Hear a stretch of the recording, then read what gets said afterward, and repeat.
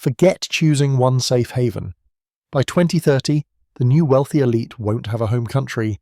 They'll have a portfolio of citizenships, each optimized for a different economic function. Here's the arbitrage strategy that makes migration obsolete.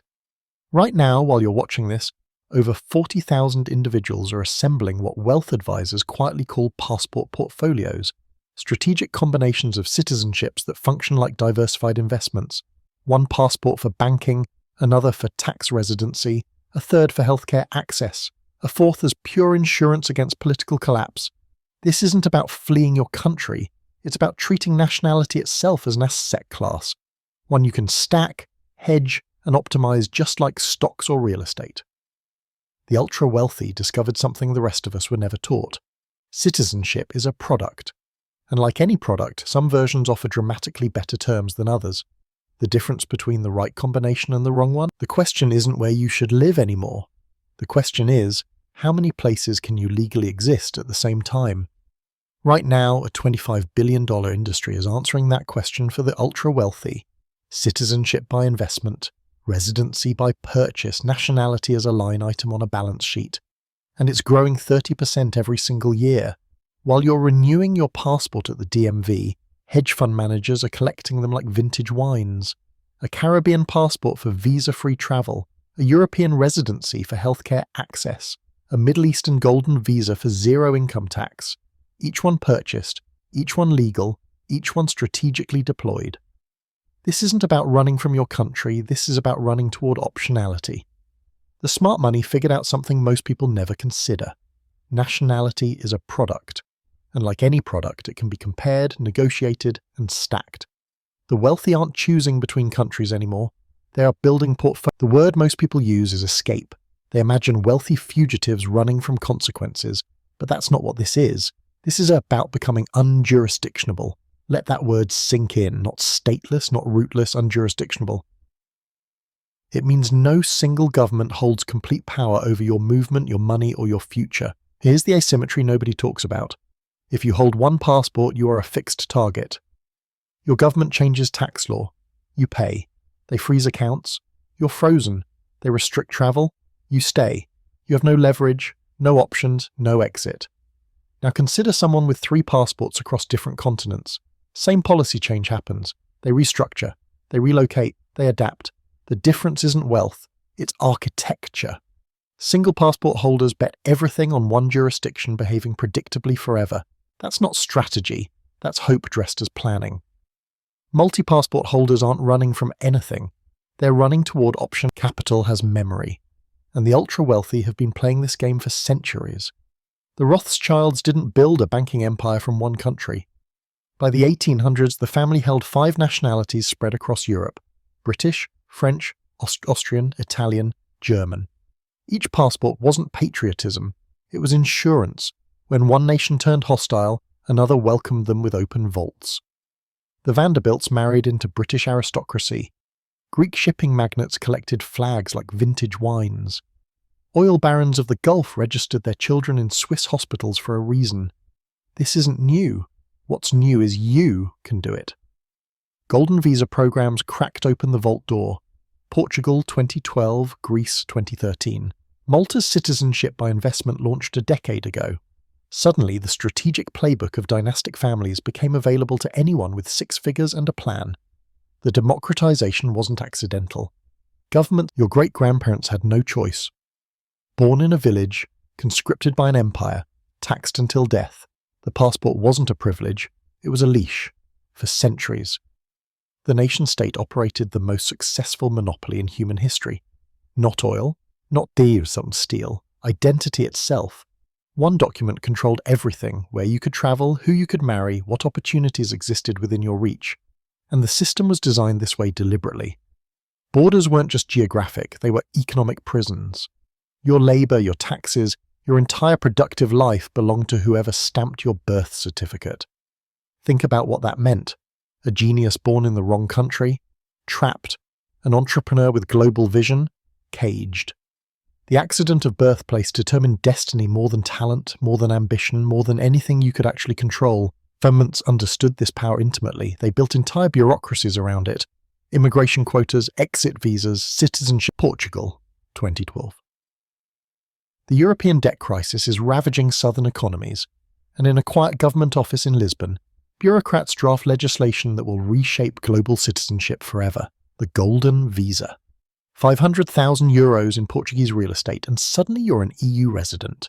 No language test, no residency requirement, just capital. The program was designed to rescue a collapsing property market. What it actually created was a blueprint. Caribbean nations watched carefully. By 2014, Dominica, St. Kitts, Antigua, they'd all launched their own programs. But these weren't just residency permits. These were full citizenships. And the price? As low as $100,000. For the first time in modern history, nationality had an explicit market value. You could comparison shop between countries like you were buying a car. And here's what the architects of these programs didn't anticipate. The wealthy have always understood what most people are only now discovering. 600 years ago, Venetian merchants held trading privileges across every major Mediterranean port.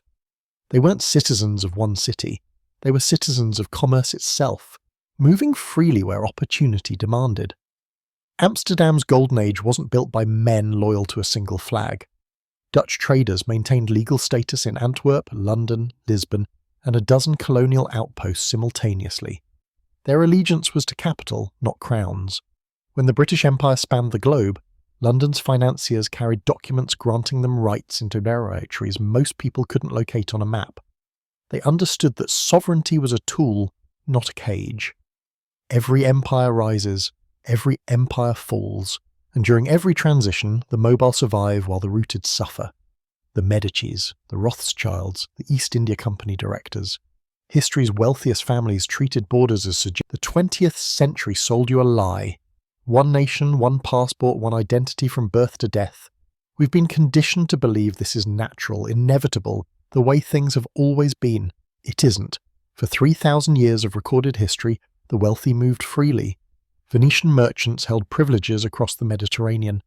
Jewish banking families operated under royal charters in a dozen kingdoms simultaneously.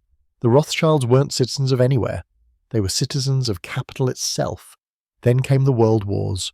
Passports became weapons, borders became prisons, and for exactly 1 century the nation-state held absolute monopoly over human movement. That monopoly is breaking. Regression to the mean is the most powerful force in economics. What we're witnessing isn't some radical future, it's correction.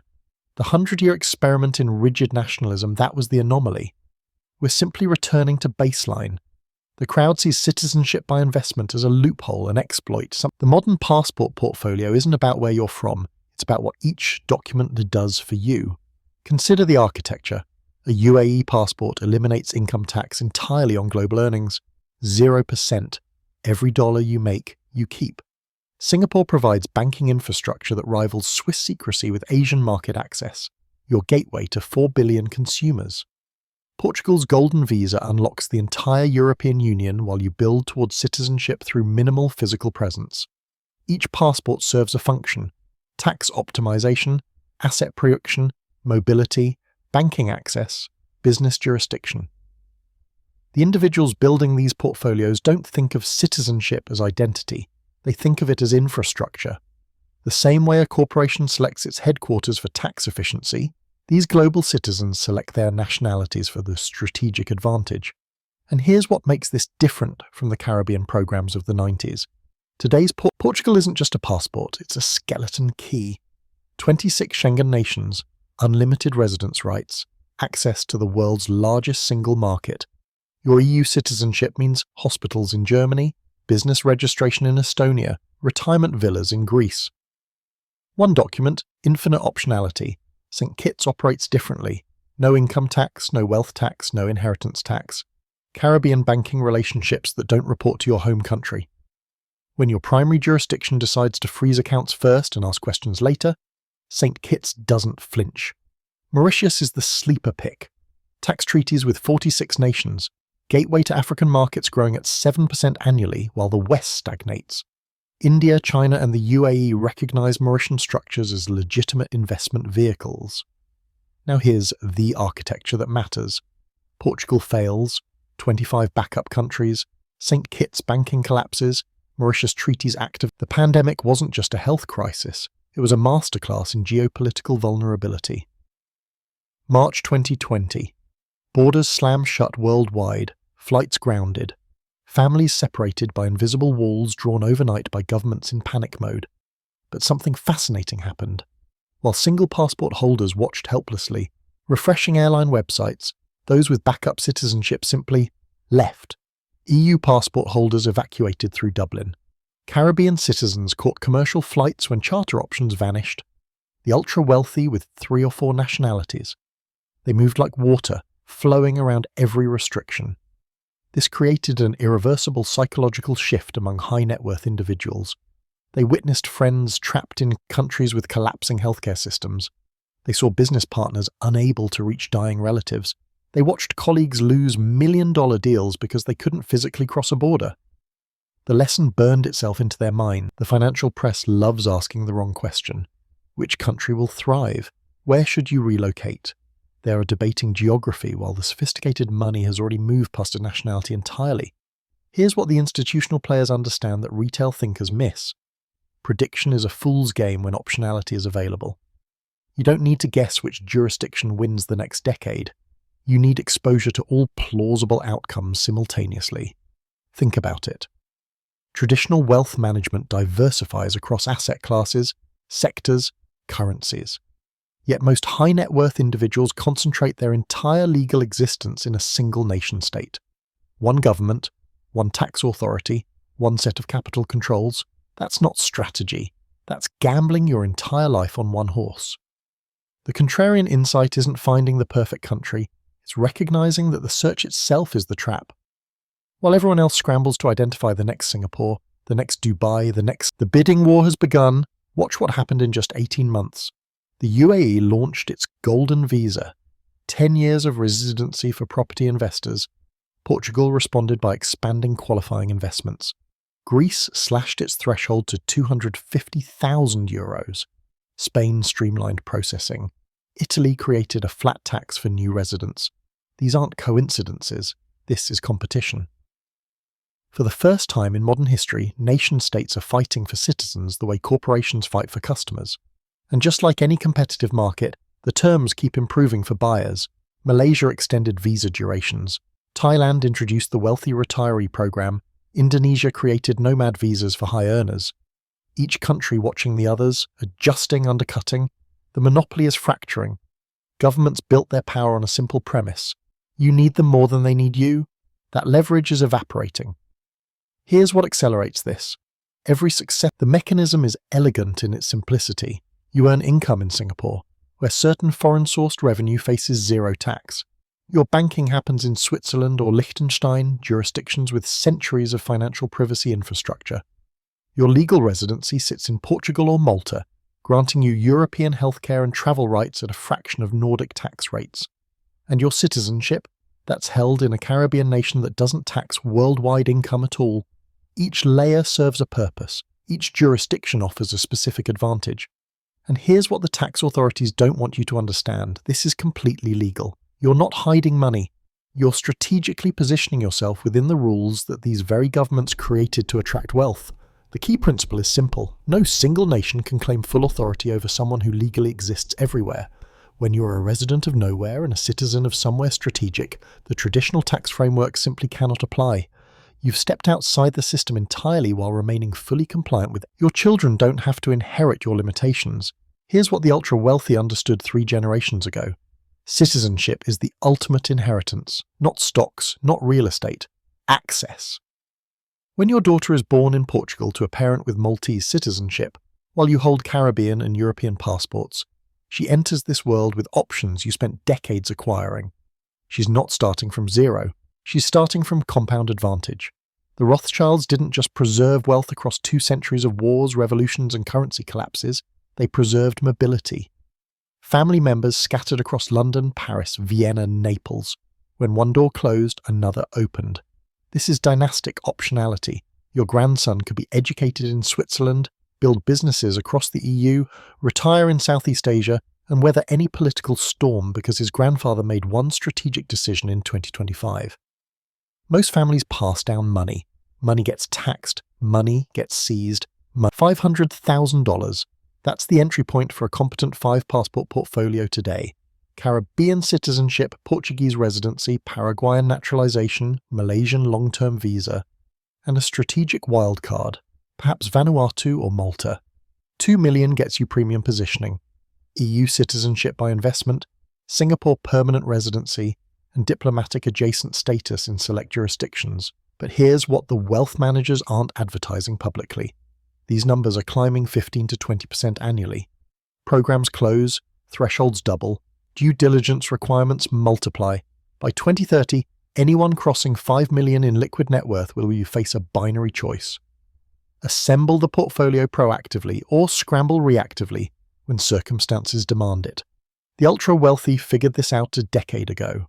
The merely affluent are catching up now. The upper middle class will arrive by 2028, finding doors that once stood open now require. By 2030, a new profession will dominate the wealth management industry. Citizenship asset managers. These specialists won't touch your stocks or bonds, they'll manage something far more valuable. Your nationality portfolio.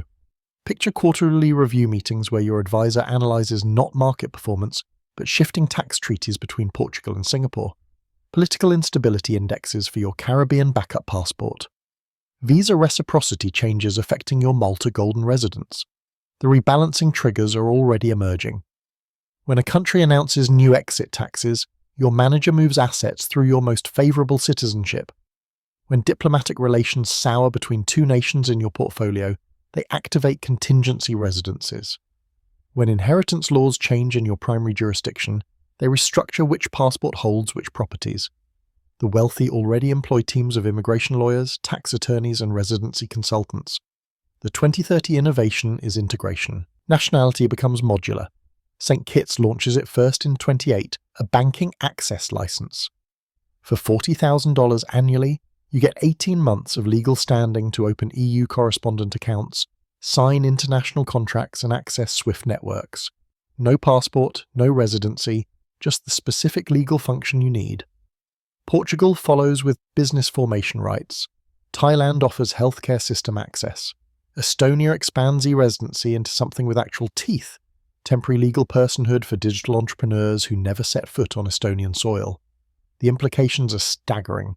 Why purchase an entire citizenship when you only need one capability?